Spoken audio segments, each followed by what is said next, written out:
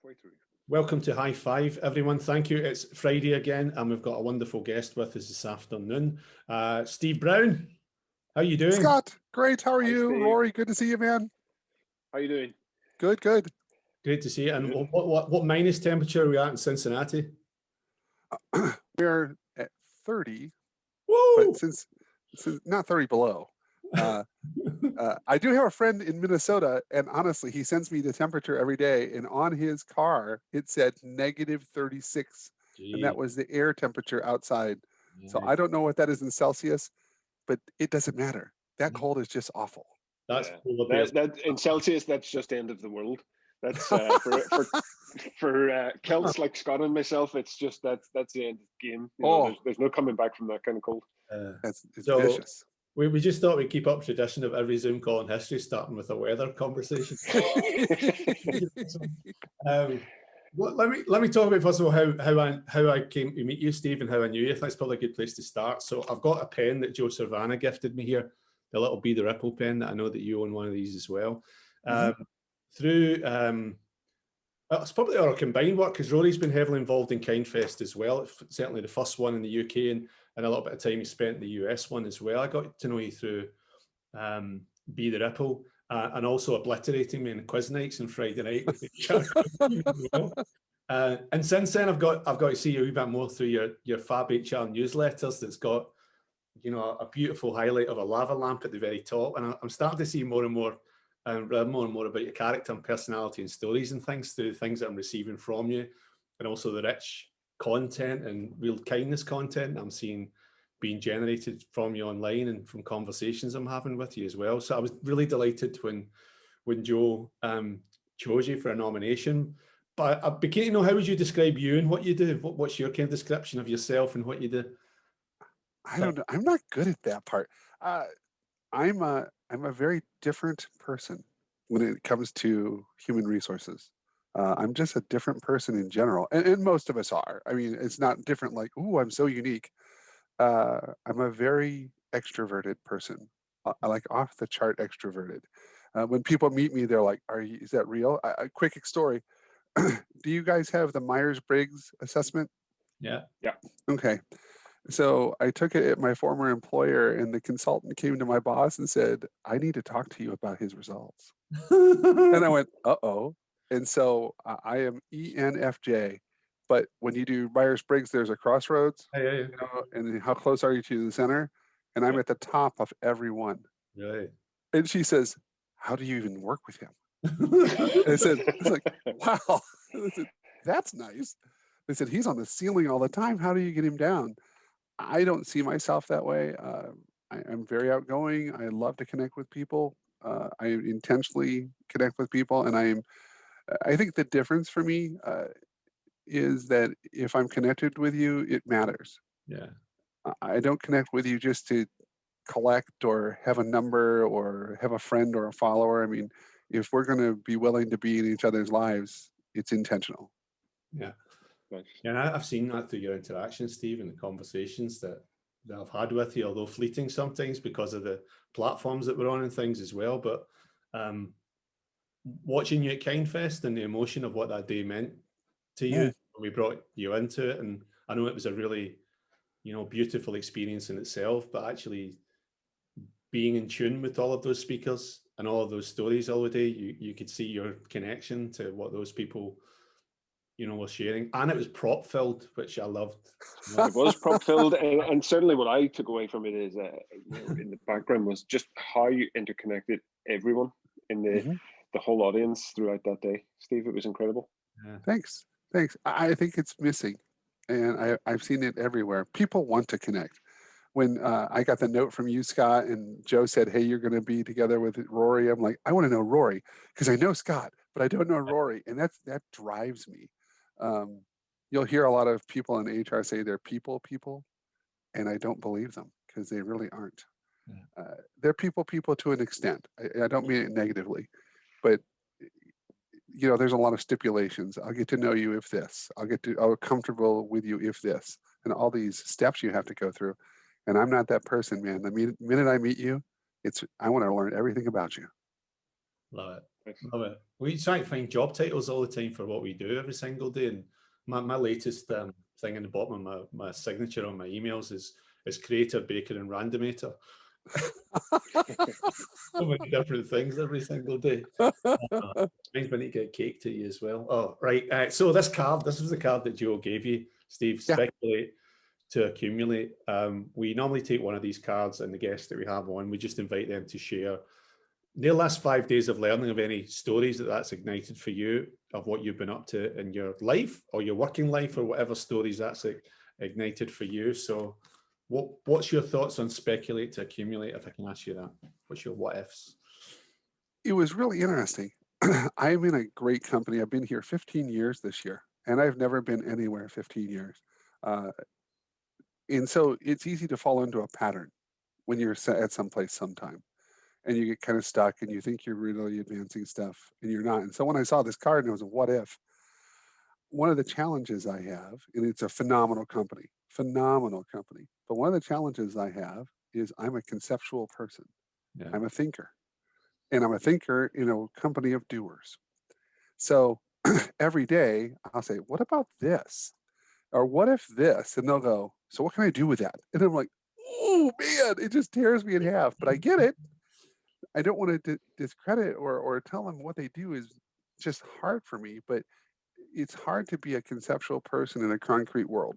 Yeah. So for me, the thing that I've learned this week is, how do I teach people to bring them along and let them think and allow them to say it's okay? There's this big fear we have that if we don't get something done, something's wrong. Rory, you mentioned before we got on, you were in spreadsheet hell. Yeah, I just, and I am the guy, when you take it back to being a conceptual thinker, I'm the guy that started a toy and games company, because when you want to be that guy that's just thinking all the time and coming up with concepts like Merchants of Fun and Red Knight, the last thing I want to be able to do each day is spend some time on spreadsheets, but it has to be done because right. I have other people who are relying on me doing that part of the job. So it's also, a couple of days sacrifice to be then able to get back next week to the fun element of it. Absolutely. So what I've come up with is this. We work in an either or world. If I say I'm working on spreadsheets, then that has merit if I'm a tactical doing, crunch it out person. If I'm thinking of concepts of what's the next toy, that doesn't have merit if I'm a tactical person. So my thing is, I want to change people from an either or to an if then. Yeah. So if this happens, then this happens. And that's reality. So even though people want to split things into camps, and we've seen it in our politics, in our society, and all this stuff outside of work, people want to firmly be in a camp. I don't see how you can do it.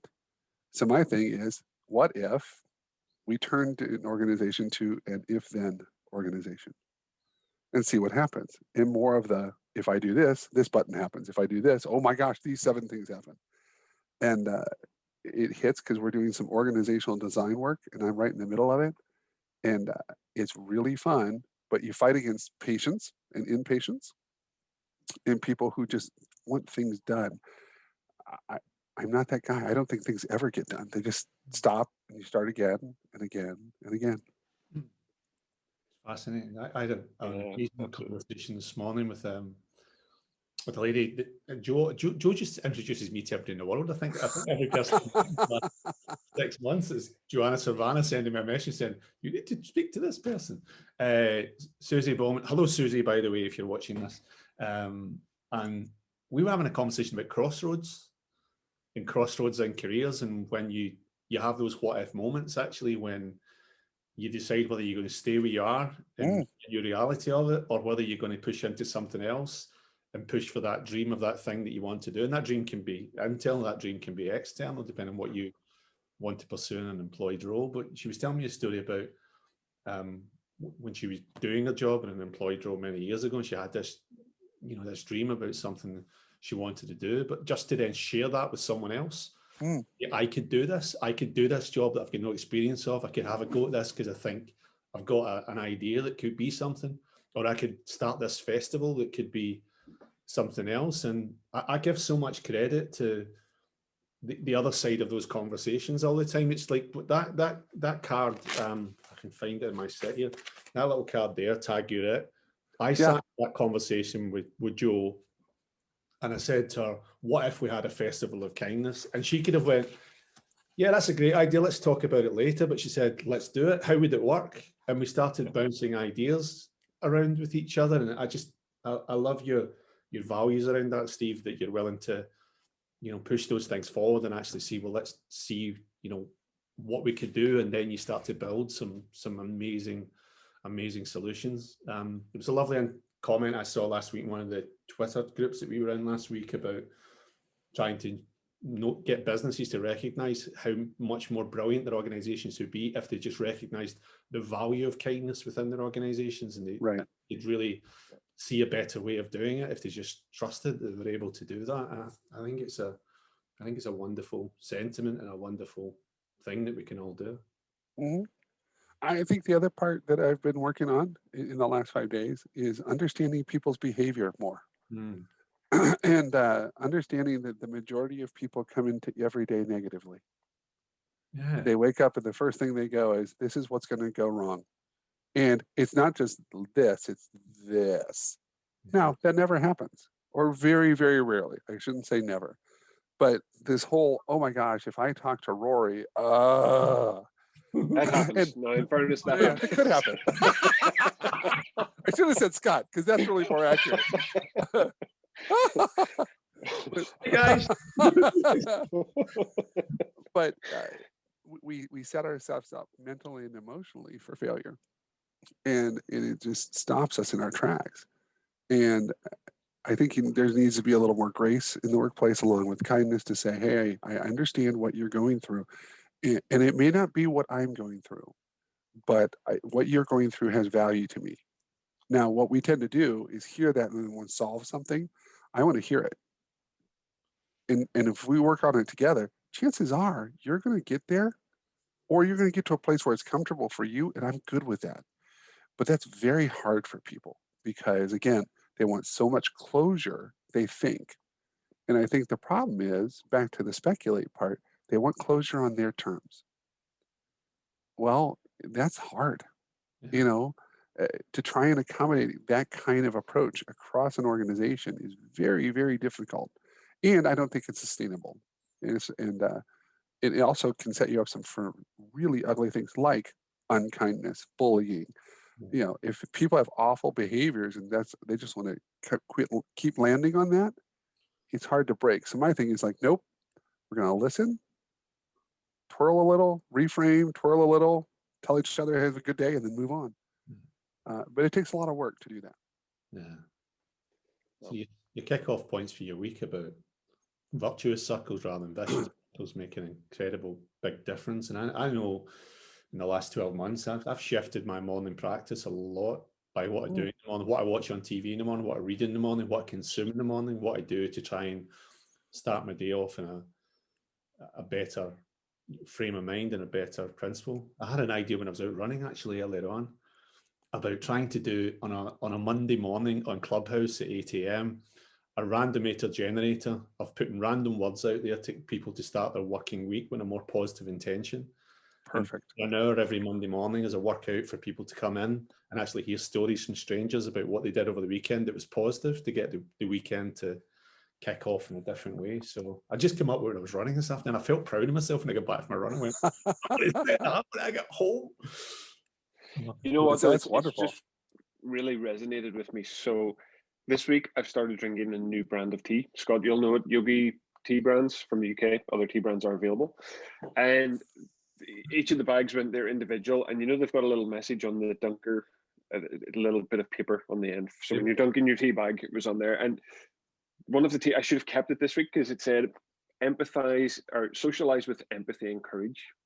Oh. And I thought, oh, I really like that. And I remember looking at it and thinking, what is that telling me? Is that telling me I need to be more empathetic or courageous, or do I need to be with more people who are empathetic to what I'm trying to achieve and the courageous people out there? And I think that really touches on what some of the stuff we've been saying here, Steve, is, you know, that the idea of Cognitize and High Five has really come from getting a community of people together with Scott and I, where we get conversations happening, and I think those conceptual ideas have really spilled from there, and Kindfest being a perfect example of that, where Scott and Joanna had met. And I just love that idea that if we all build this community, or a field of tents, you know, a campsite of tents, I think that's a great way to look at it. Is you don't have to necessarily be in one specific tent each time. You can visit others as you need to, and having that little bit of empathy that comes back into it.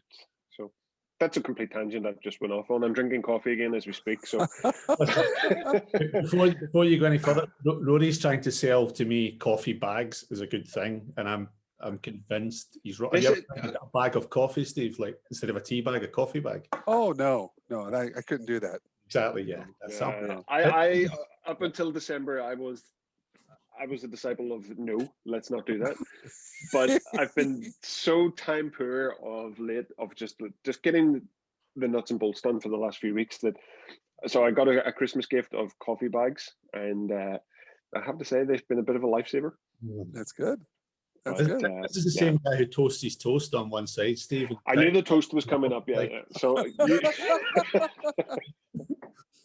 Oh, ridiculous. Right, so at the end of High Five, what we normally do is we ask the guests to select a card. We're going to mix it up a little bit because we couldn't manage to get the postal service here to get the cards over to the US in time for you this week. So we're going to select a card for you, and then you can nominate someone. So Rory, have you got cards in front of you? If not, I'll select mine. I don't. Well, I have cards in front of me, but if you do the cognitized cards, then right. Okay. Let's shuffle my hands around. Just say stop, Steve, when you're ready. I've got one for you. Stop. Right. Okay. Oh, I think you like this card. This card here is one of our enable cards. Nice. Oh. Called Vulnerability Counts. Such a nice card. Such a great card. Mistake you've made in your career and what you learn from it with one of your team, and give them this card. So that's good. That's who I'd like you to. That's the card I'd like you to think about, and who you'd like to nominate for it. Well, it's tough because vulnerability is such an interesting concept, because I'll give you a good example. If I meet you, the minute I meet you, you can ask me anything about anything and I'll tell you. I don't wait to go, oh, well, if you walk through all these hurdles, then I'll get there. Yeah. Because people choose not to be vulnerable because they've been hurt or they've, mistrusted. But I think that's a positive one. Man, that's good. You know what? I know who I'll nominate. Amy Curtis. Okay, excellent. Amy is on the pub quiz, and she's an HR practitioner, and she works in nursing care facilities. So she's at a point where people are vulnerable in their lives. And also Amy's experience has involved vulnerability. I think she would understand that and be able to communicate about that. Brilliant. I'll look forward to catching up with Amy. That'd be fabulous. I'll drop her a little message. We had a little gift for you just to finish, Steve, to say thank you for coming. So I've got a symbolic gift in my office here, and Rory's got one with him as well to offer to you. So when we were chatting earlier, Steve, you said that you would come on the session no problem, and we had a little in joke about blue Skittles in the green room. And you asked for Peruvian water served by a mini llama. Now, I've got 3 kids in my house, and I went and looked through all my kids' cuddly toys to see if I could find a llama, and I couldn't find one. So I managed to find a blue hedgehog, who's actually awesome. He's called George, by the way. I couldn't find any Peruvian water, but I did find raspberry lemonade kombucha. That's the most middle-class thing I have in my house. Raspberry lemonade kombucha. And I'll say he's got a little gift for you. Yeah, what we can do, Steve, because I was just so blown away by all of your work on Kindfest USA, and I know that you have a love of llamas, and we know that you have a love of rainbows. So we're going to send you a little copy of Llama, the card game. This just won Children's Card Game of the Year last year. So with our compliments, we're going to send you this as well. So this will arrive with your copy of Cognitize, and Scott's craziness will arrive, I don't know when.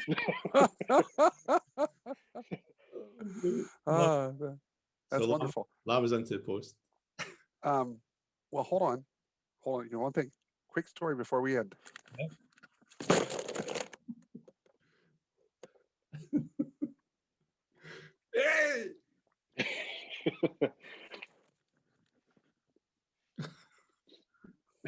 Hello. So this was given to me at a conference by Oh, a wow. dad who said, hey, my daughter loved this and she wanted you to have it. But she wrote a note. I kept the note. Wow. And it says, and it's wonderful because she's 9.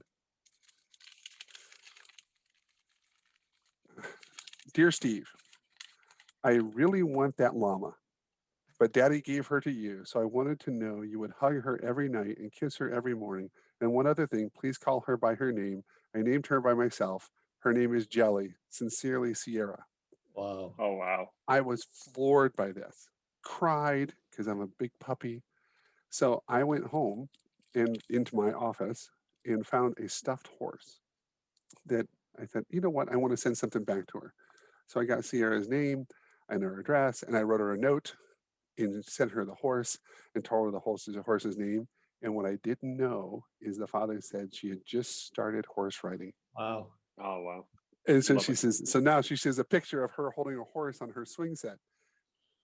You know, I know they're toys, I know they're simple, but man, they can connect, you know, because we're just big kids. Absolutely. So I'm now going to send you 2 copies because I want you to send an additional copy on Oh, the. I will. I will. We'll take care of that for you as well. All right. Brilliant. Magical. Magical. Well, listen, Steve, thank you. Steve, this was awesome. Thank you. Thank you for Thanks coming on to High Five. I apologize for how many cans of kombucha Scott has drank today, clearly. I'm just like kombucha and whiskey. I just would not. High five, guys. Thank you very much for joining High us. five. Take care. Cheers. You well.